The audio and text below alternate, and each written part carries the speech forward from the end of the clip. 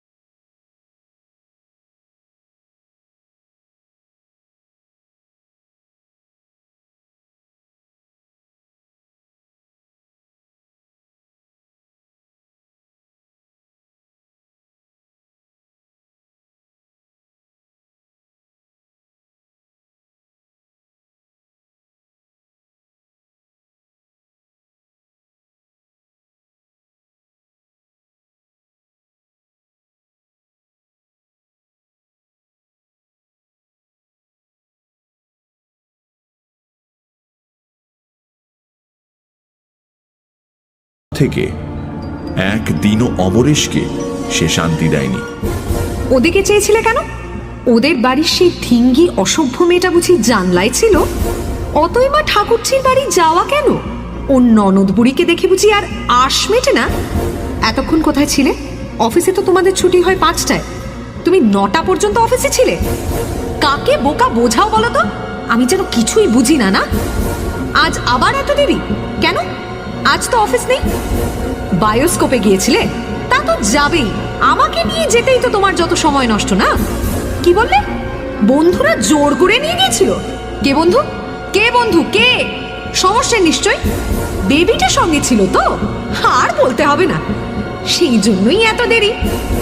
বললেই পারতে 8:30টায় শো ভাঙে, বাড়ি ফিরলে রাত 9:30টায়। তো তারপর কতগুলো টাকা বেবির পেছনে খরচ করলে? বাজারে গিয়েছো তো সেই কখন? 1 ঘন্টা ধরে বাজার? না না না, অমনি যাবার পথে আরতিদের বাড়িতে চা খেয়ে যাওয়া হলো নিশ্চয়ই, তাই না? সহস্র প্রশ্নের মধ্যে কয়েকটি তুলে দেওয়া হলো।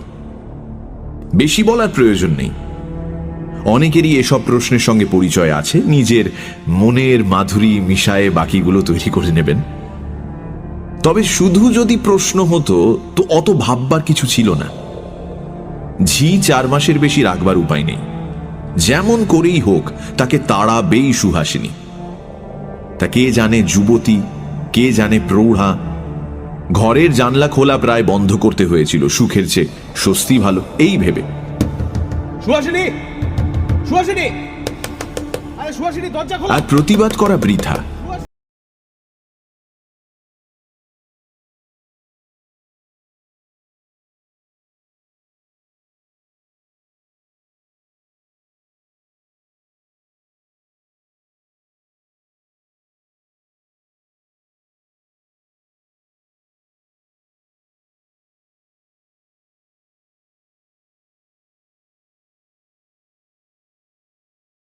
সন্দেহ করা ছাড়া সেবা করার জন্য যে কোনো আত্মীয়াকেই আনায়, তার সঙ্গে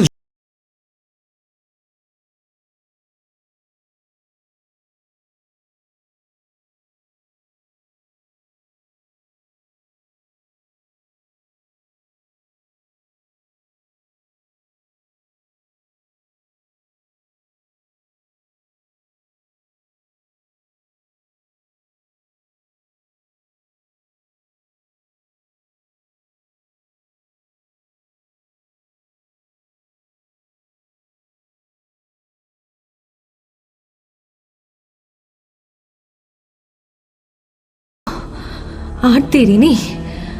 আমি মরলে যে তোমার শান্তি হয় তা আমিও জানি। আর কটা দিন হই তো এলো। এতদিন পারলে আর কটা দিন ধৈর্য ধরে থাকো। আমার শেষ হয়ে এসছে। যাই, তারপর যত খুশি মজা লুটো। তখন তো আর বলতে আসবো না। এই কটা দিন আর সহ্য হচ্ছে না, এত তাড়া তোমার। সেদিনও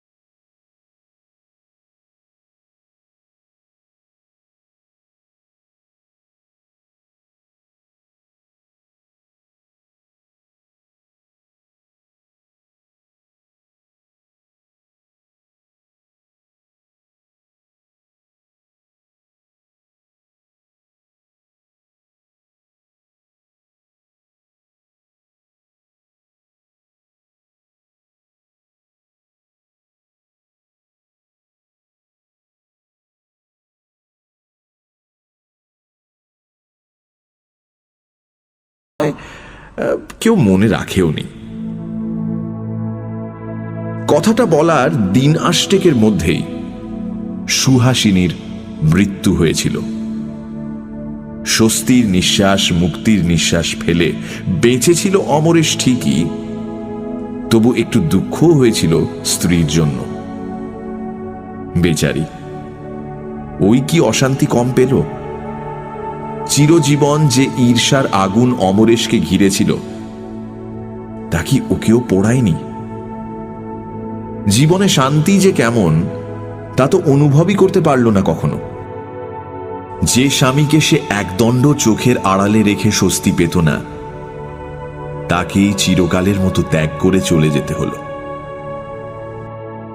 আত্মীয় স্বজন, বন্ধু বান্ধবরা প্রায় সঙ্গে সঙ্গেই আবার বিয়ের প্রস্তাবটা এনেছিলেন। সত্যি এমন কিছু বয়স হয়নি, 40-41 বছরে আজকাল অনেকেই প্রথম বিয়ে করে। ঘরেও তো লোক চাই একটা, শুধু চাকর বাকরের ভরসায় তো আর থাকা যায় না। বলতে গেলে সারা জীবনটাই তো পড়ে রইল। কিন্তু অমরেশ কারুর কোনো কথাই শোনেনি। বাবা, আবার অনেক কষ্টে রেহাই পেয়েছে সে।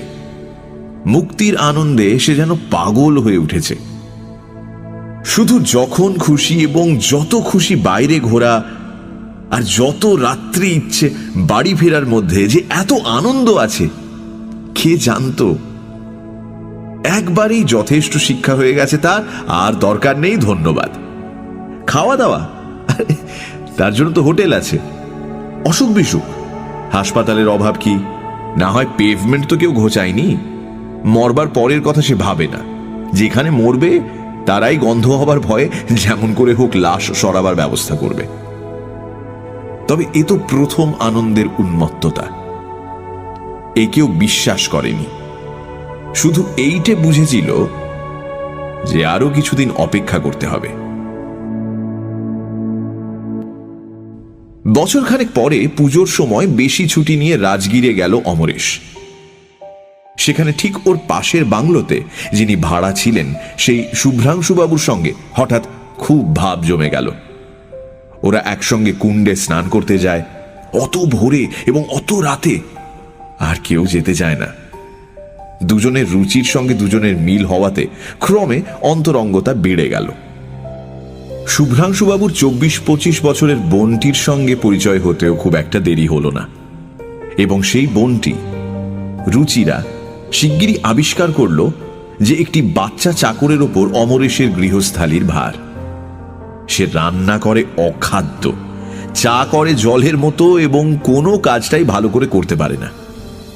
ফলে প্রত্যেক দিনই একটা দুটো পদ ও বাংলো থেকে এ বাংলোতে এসে পৌঁছতে লাগলো।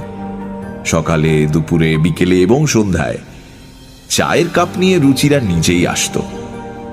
একদিন দুদিন ছাড়া ও বাংলোতেই খাওয়া দাওয়ার নিমন্ত্রণ হতে লাগলো এবং কয়েকদিন পর থেকেই অমরেশ দেখল যে ওর ঘরকন্যা ও শয্যার বিশৃঙ্খলা ঘুচে গেছে।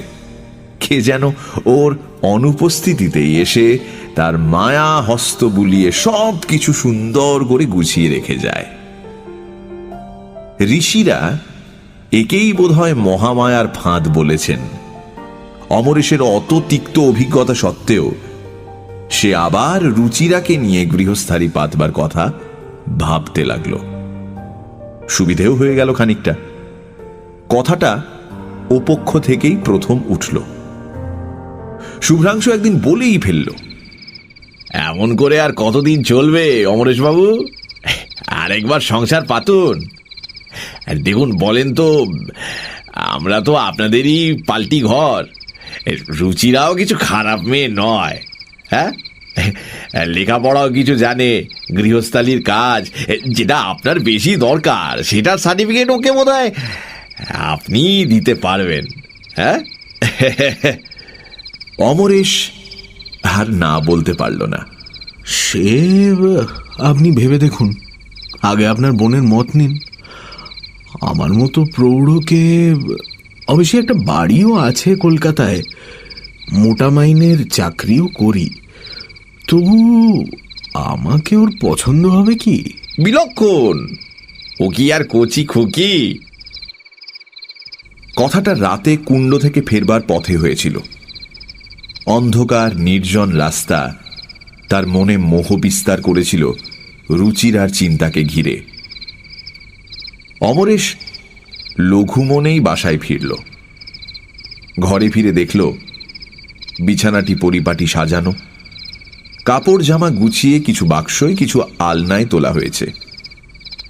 আলোটি পরিষ্কার ঝকঝক করছে। তৃপ্তি ও কৃতজ্ঞতায় অমরেশের মন ভরে গেল। তিক্ত অভিজ্ঞতার আশঙ্কা চলে গেল বহু দূরে। রাতে খাওয়ার আগে ও বাড়ি থেকে মাংস এবং মিষ্টি এসে পৌঁছতে আরো ভালো লাগলো। এমনই জীবনসঙ্গিনী তো মানুষের কাম্য। অমরেশও তো তাই চেয়েছিল। খেতে বসে সবে এক গাল মাত্র রুটি মাংসের ঝোলে ডুবিয়ে মুখে পুড়েছে অমরেশ। তার স্বাদ ও গন্ধ সমস্ত অনুভূতিকে অধিকতর লালায়িত করে তুলেছে। মাত্র এমন সময় হঠাৎ একটা প্রকাণ্ড বনবেড়াল ওপাশের জানলা দিয়ে লাফিয়ে পড়ল একেবারে মাংসর বাটিটার উপর। কি বাটিটা উল্টে মাংস যেমন পড়ে গেল, আবার লাফিয়ে ফেরবার পথে মিষ্টির প্লেটটাও ভেঙে খান খান হয়ে গেল ওই বেড়ালটির পায়ের আঘাতে। হই হই করে উঠল ওর চাকর রাজু, অমরেশ নিজেও। আরে দেখি, আরে সরাসরি। কিন্তু ততক্ষণে অনিষ্ট যা হবার তা হয়েই গেছে। চোখের নিমেষে যেন ঘটে গেল ঘটনাটা। রুচিরা আর তার বৌদিও ছুটে এলো ও বাড়ি থেকে। উফ, কি কাণ্ড দেখেছেন? অমরেশের কোনো নিষেধ না শুনে ওরা নতুন করে খাবার এনে দিল। ব্যাপারটা তখনকার মতো মিটেই গেল। রাজু বলল, বাপ রে বাপ, বিড়ালটা যেন বাঘের মতো, দেখেছেন বাবু? দেখলেই ভয় লাগে। রুচিরা বলল, সত্যি আজ কদিনই দেখছি জানেন, আমাদের বাড়ির আনাচে কানাচে ঘুরছে। অবশ্য আমাদের অনেক লোক থাকে বলে ঘরে ঢুকতে আর সাহস পায়নি। কি সাহস দেখেছেন, পাত থেকে খেতে চায়। বিড়ালের এমন সাহস তো কখনো দেখিনি। রাতে শুয়ে কথাটা ভাবতে ভাবতেই অমরেশ ঘুমিয়ে পড়েছে। হঠাৎ কি একটা শব্দে ওর ঘুম ভেঙে গেল। কৃষ্ণপক্ষের শেষ রাতের জ্যোৎস্না ঘরে এসে পড়েছে। তার অস্পষ্ট আলোতে অমরেশ দেখল সেই বেড়ালটা ওরই বিছানায় এসে বসেছে এবং ওর দিকে চেয়ে গলায় অদ্ভুত একটা শব্দ করে গর্জন করছে। ঝগড়া করার সময় যেমন শব্দ বার হয় ওদের গলায়, ঠিক তেমনি। দৃশ্যটা এমন অদ্ভুত এমন অবাস্তব যে দেখা মাত্র ভয়ে চিৎকার করে উঠল অমরেশ। সেই চিৎকারেই বোধহয় ভয় পেয়ে বেড়ালটা পালালো। রাজু ঘুম ভেঙে লাফিয়ে উঠল। কি কি কি কি হলো, কি হলো বাবু, বাবু? কিন্তু সে উত্তর অমরেশকে আর দিতে হলো না। তার আগেই পাশের বাড়িতে নারী কণ্ঠের একটা আর্তচিৎকার।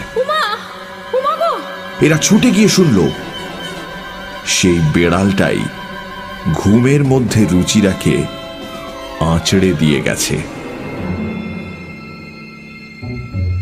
কোন এক মৃত্যু পথযাত্রিনীর অদ্ভুত অন্তিম দৃষ্টি ভেসে উঠল অমরেশের মানসপটে। মনে করো না আমি মরে তোমাকে অব্যাহতি দেব, আবার জন্মাবো, তোমার কাছে কাছেই জন্মাবো, তোমার কাছে কাছেই জন্মাবো, তোমার কাছে কাছেই জন্মাবো। কপাল ঘামে ভরে গেল। হাত দিয়ে সে ঘাম মুছতে গিয়ে দেখল হাত কাঁপছে থরথর করে। অমরেশ আর একদিনও রাজগীরে রইল না। শুভ্রাংশুকে জানালো, শুনুন না, জরুরি কাজ পড়েছে একটা। এই সকাল 11টার গাড়িতেই বেরিয়ে যেতে হবে। কিন্তু এমন অকস্মাৎ, মানে এমন ভাবে অনেক কথা রয়ে গেল যে অমরেশ বাবু, এধারের গিয়েই চিঠি দেব আপনাকে, বিচলিত হবেন না। আবার হয়তো ঘুরে আসতেও পারি, কিন্তু আজ আমার মন বড় বিক্ষিপ্ত। আজ আর কিছু বলতে পারছি না, মাফ করবেন। শুভ্রাংশু আর কিছু বলল না, শুধু তার স্ত্রী বলল, আচ্ছা, টেলিগ্রামটা এলো কখন?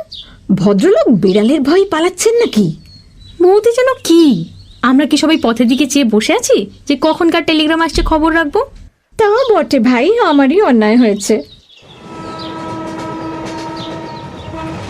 ট্রেন যায় একেবারে ওদের বাংলোর সামনে দিয়ে। অমরেশ খুব নিরুৎসাহ বিষণ্ণ মুখে রুমাল নাড়ল। রুচিরার ছলছল চোখ দূর থেকেও ওর দৃষ্টি এড়ায়নি। ট্রেনখানা চলে যেতে বোনের মুখের দিকে চেয়ে শুভ্রাংশু বলল, না, এ আবার এক ফ্যাসাদ বাঁধলো দেখছি। কিন্তু কলকাতায় ফিরল না অমরেশ। গভীর রাতেই মধুপুরে নেমে পড়ল। কালীপুর টাউনে ওর এক বন্ধুর বাড়ি আছে। বহুবার অমরেশ এসে থেকে গেছে, মালি ওকে ভালো করেই চেনে, থাকবার অসুবিধা হবে না। তাই বলে অত রাতে তো আর সেখানে যাওয়া যায় না। অবশিষ্ট রাতটুকু এখানেই কাটাতে হবে। প্ল্যাটফর্মের এক প্রান্তে মালগুলো জড়ো করে রেখে তাতে ঠেস দিয়ে রাজু ঘুমোতে লাগল। অমরেশের চোখে কিন্তু ঘুম এলো না। সে সেই নিস্তব্ধ প্ল্যাটফর্মেই পায়চারি করতে লাগল। কত ট্রেন এলো, কত ট্রেন গেল। যখন ট্রেন আসে, যাত্রীদের গোলমাল, কুলিদের বিবাদ, ভেন্ডারদের চিৎকার, সবটা মিলে যে কোলাহল হয়, স্টেশনে যে প্রাণ লক্ষণ জাগে, তাতে খানিকটা অন্যমনস্ক হয় অমরেশ। আবার স্টেশনের আলো স্তিমিত হয়ে আসে এক সময়, কোলাহল যায় স্তব্ধ হয়ে, ওর মনও ফিরে আসে নিজের দুর্ভাগ্যে। কথাটা ভাবছে অমরেশ, সারাদিন ধরেই ভাবছে। এটা কি হলো ওর? শুধু কি ওর ভাগ্যেই যত অঘটন ঘটে? 8 বছরের বিবাহিত জীবনে একদিনের জন্য শান্তি দেয়নি সুহাসিনী, মরবার পরও নিষ্কৃতি দেবে না? এ কি বিদ্বেষ তার, কি অসম্ভব ঈর্ষা!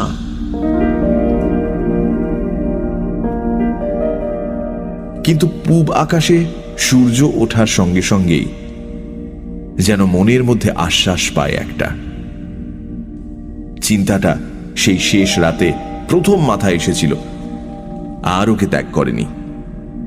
এতক্ষণ ধরে যা কিছু ভেবেছে, চিন্তাটাকে মনে মনে মেনে নিয়েই ভেবেছে।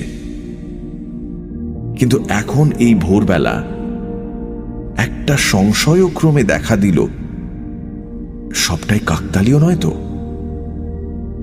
ওটা হয়তো সাধারণ বেড়াল, একটা বুনো বেড়াল। অমরেশের উত্তপ্ত কল্পনাই তাকে সুহাসিনীর স্মৃতির সঙ্গে জড়িয়ে ফেলেছে। না, কাজটা অন্যায় হয়ে গেছে। সামান্য একটা বুনো বেড়ালের ভয়ে চলে এলো সে। এই আধুনিক যুগের সভ্য মানুষ। পায়চারি থামিয়ে জোর করে যেন নিজের মনে বল আনে অমরেশ। রাজুকে ডাকে, এ রাজু, ওঠ, দেখ দেখি একটা এক্কা গাড়ি কিংবা রিক্সা। চল এবার বাড়ি যাই।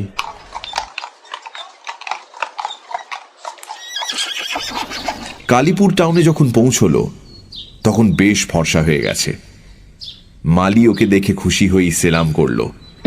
ফটক খুলে তাড়াতাড়ি মালটালগুলো নামিয়ে নিল। বাবু সেই ঘরেই থাকবেন তো? পূব দিকের ঘরটা, ওটা তো আপনার ভারী পছন্দ। হ্যাঁ বাবু, ওর ঘরটাই আমাকে খুলে দাও। বাগানে শিউলি ফুল ফুটে আছে অজস্র। তার সঙ্গে এখনো জড়িয়ে আছে অসংখ্য রজনীগন্ধার সুবাসের স্মৃতি। হিমেল ভোরের হাওয়ার সঙ্গে সেই মিষ্টি গন্ধ মিশেছিল। মালি কোমর থেকে চাবির গোছাটা বের করে হাতে করে এগিয়ে যায় দরজা খুলতে। পেছনেই অমরেশ, তার পেছনে বিছানা ও সুটকেস নিয়ে রাজু। ঘরটা বন্ধ আছে, দরজা জানলা সব বন্ধ। বোধহয় দীর্ঘকাল ধরেই বন্ধ রয়েছে এমনি। দরজা জানলা খুলে দেবার পর খানিকটা বাইরের বাতাস ঢোকবার আগে আর ওর মধ্যে যাওয়া যাবে না মনে মনে এরকম ভেবে নিল অমরেশ। কিন্তু হঠাৎ ওর চমক ভেঙে যায় মালির আর্তনাদে। কি হলো? সঙ্গে সঙ্গে এগিয়ে আসে খানিকটা। ও কি? ওরও গলা থেকে একটা আর্তস্বর বেরোয়। ঘরের মধ্যে প্রকাণ্ড কালো কুকুর, রোগা হয়তো কিছুটা, জিভ বার করে হাঁপাচ্ছে এবং কেমন একরকম জ্বলন্ত দৃষ্টি মেলে ওদের দিকে চেয়ে আছে। খানিকটা চেয়ে থাকার পর ওদের পাশ কাটিয়ে দৌড়ে বেরিয়ে গেল কুকুরটা। মালির চোখ দুটো বিস্ফারিত, ভয়ে হাত পা কাঁপছে। কোথা থেকে এলো বাবু কুকুরটা? দরজা জানলা সব বন্ধ। অমরেশেরও বুকের মধ্যেটা হিম হয়ে এসেছিল, কিন্তু তবু সে কণ্ঠস্বরে জোর দিয়ে বলল, ওই যে নর্দমা। ওইটুকু নর্দমার মধ্যে দিয়ে এত বড় কুকুর আসা কি সম্ভব? কবে খুলেছিলে ঘরটা? শেষ সেই সময় হয়তো ঢুকে বসেছিল। খুলেছিলাম সে তো মাস খানেক আগে। তবে হ্যাঁ, পরশু দুখানা কাগজের দরকার হয়েছিল, তাই একবার খুলেছিলাম। ওই যে তাকের উপর পুরনো খবরের কাগজগুলো আছে, সে আপনি যখন ছিলেন সেই সময় থেকে কাগজগুলো পড়ে আছে ওখানে। কিন্তু সে তো 1 মিনিট বাবু। সেই সময় কখন ঢুকে পড়েছে হয়তো, আর বেরোতে পারেনি, কিংবা নর্দমা দিয়েই ঢুকেছে। ঢোকে ওরা একরকম করে, বেরোতে আর পারে না। নিজেকেই যেন বোঝাতে চায় অমরেশ। দুপুরে ক্লান্ত চোখ বুজে আসে, তবু ভালো করে ঘুম হয় না। রুচিরার ছল ছল দুটি চোখের স্মৃতি, তার সঙ্গে আলো আধারিতে একটা বন বেড়ালের প্রকাণ্ড রুষ্ট মুখ, সুহাসিনীর ঈর্ষা কুটিল ভ্রু ভঙ্গি, সবটা যেন স্বপ্নের মধ্যেও তালগোল পাকায়। অবশেষে বিকেলবেলা বাগানে বসে চা খেতে খেতে মন স্থির করে ফেলে অমরেশ। ভাগ্যের সঙ্গে লড়েই দেখবে সে তো কোনো পাপ করেনি কোনোদিন, তবে এ শাস্তি কেন তার? কেন সহ্য করবে সে এই পীড়ন? বিনা দোষে চরম কোনো দণ্ড নিশ্চয়ই বিধাতা তাকে দেবেন না। সে তখনই বসে শুভ্রাংশুকে একটা চিঠি লিখে দিল। যদি কোনো আপত্তি না থাকে এবং রুচিরার মত হয় তো এ বিয়ে সে সৌভাগ্য বলেই মনে করবে। আগামী অঘ্রাণেই তাহলে হতে পারবে শুভ কাজ। এখন এই কার্তিক মাসের কটা দিন অমরেশ মধুপুরে থাকবে। কলকাতা ঠিকানাও লিখে দিল সে। চিঠিখানা খামে এঁটে রাজুকে স্টেশনে পাঠিয়ে দিল ওখানের ডাক বাক্সে ফেলে দিয়ে আসতে। তারপর নিশ্চিন্ত হয়ে একখানা বিলিতি নভেলে মন দিল। দিন তিনেক পরেই শুভ্রাংশুর চিঠি এলো। আপনার পত্র পেয়ে সত্যি খুশি হলুম, কিন্তু এধারে এক বিভ্রাট। রাজগিরে থাকা আর হলো না। কাল সন্ধেবেলা বেরিয়ে ফিরছি, হঠাৎ অন্ধকারে রুচিরা বোধহয় ঘুমন্ত একটা কুকুরের গায়ে পা দেয়। সে উঠেই ওকে কামড়ে দিয়েছে।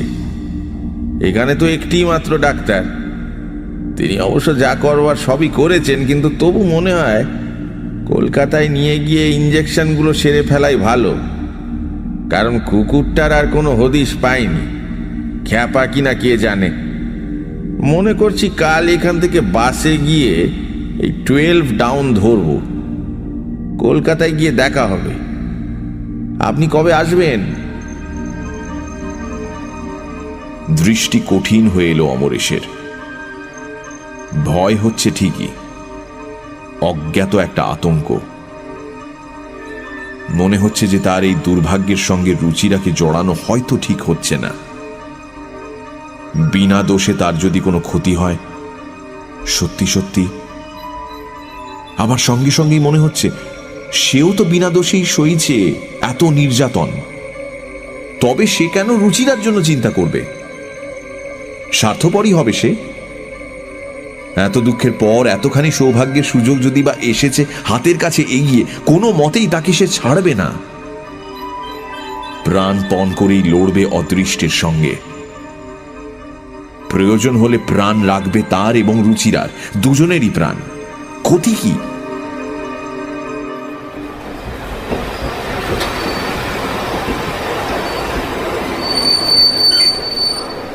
গভীর রাতে 12 ডাউন মধুপুরে এলো। তবু ওদের খুঁজে বার করতে কষ্ট হলো না। কোনো অজ্ঞাত কারণে রুচিরার ঘুম ভেঙে গিয়েছিল এখানে এসেই।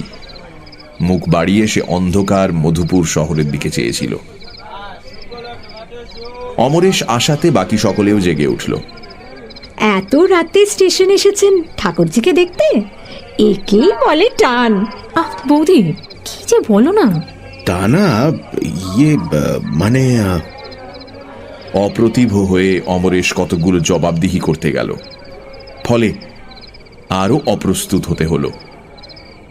রুচিরাও হয়ে উঠল লাল। তবে সকলেই যে খুশি হলো তাতে সন্দেহ নেই। উঠে পড়ুন না, একসঙ্গেই যাওয়া যাক। না না, মালপত্র রয়েছে, তাছাড়া বাচ্চা চাকর ভয় পাবে।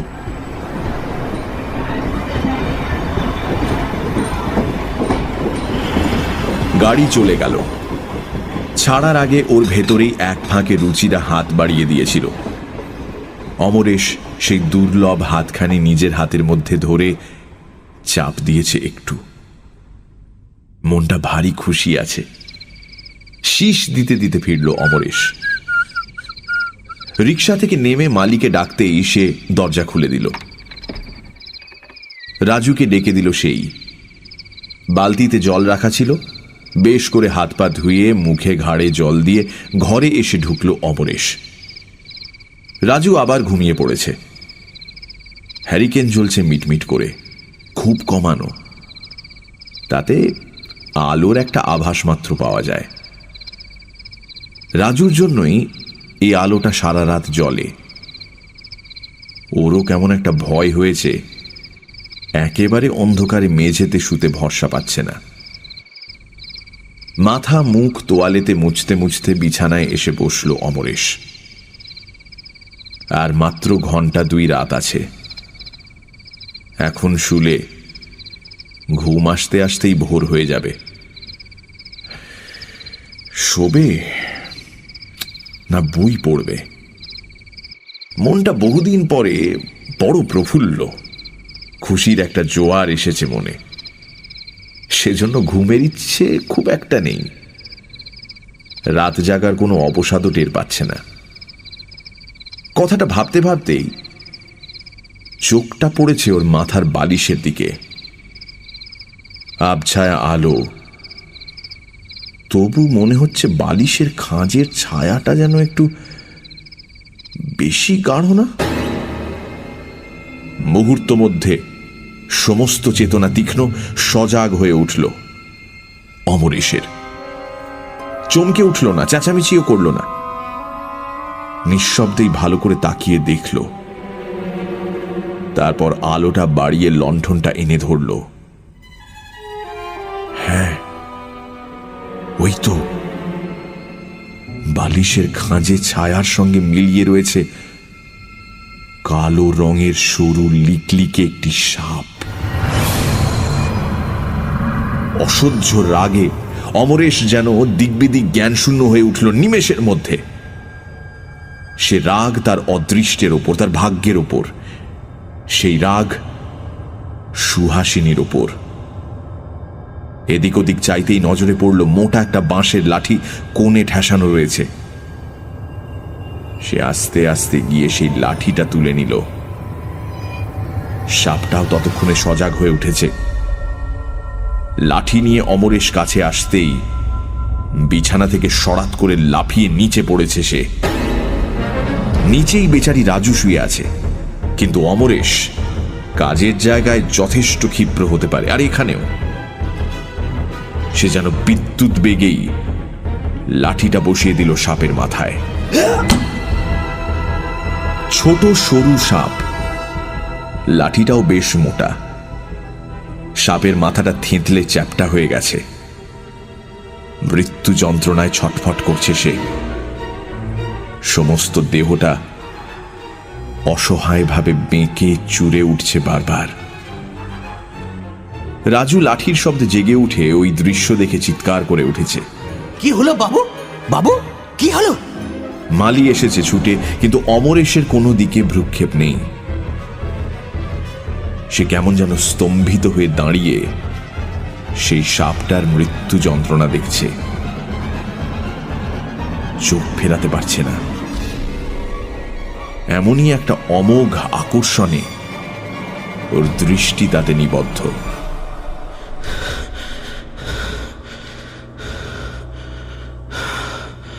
আনন্দ হয়েছে ওর, নিশ্চিন্ত হয়েছে, সেটা অমরেশও জানে না। ওর অনুভূতিও যেন জড়ো হয়ে গেছে। প্রথমের সেই অসহ্য রাগ আর নেই, বরং এই জিঘাংসার জন্য যেন নিজের কাছেই সে লজ্জিত। তবু তাকিয়েই আছে সে। সাপটা ছটফট করতে করতে খানিকটা এগিয়েছে দরজার দিকে।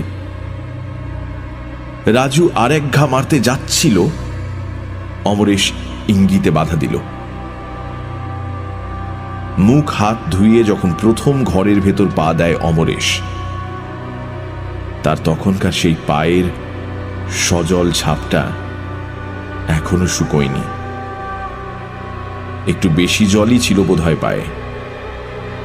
পরিপূর্ণ ছাপটা যথেষ্ট জল নিয়ে স্পষ্ট হয়ে আছে মেঝের উপর। মরণাহত সাপটা তার পিষ্ট দলিত মুখটাকে কোনো মতে যেন বয়ে এনে সেই জলের ছাপের উপর এসে স্থির হয়ে গেল। এইবার বোধহয় মারাই গেল সে।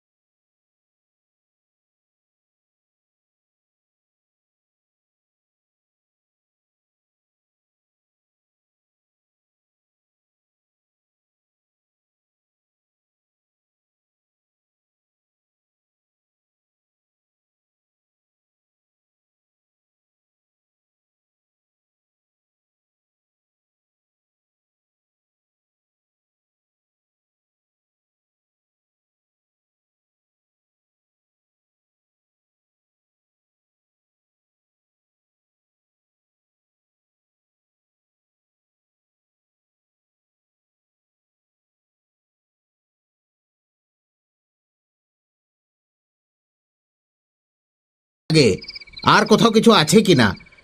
এই হিমে যখন সাপ বেরিয়েছে। না, আর ভয় নেই।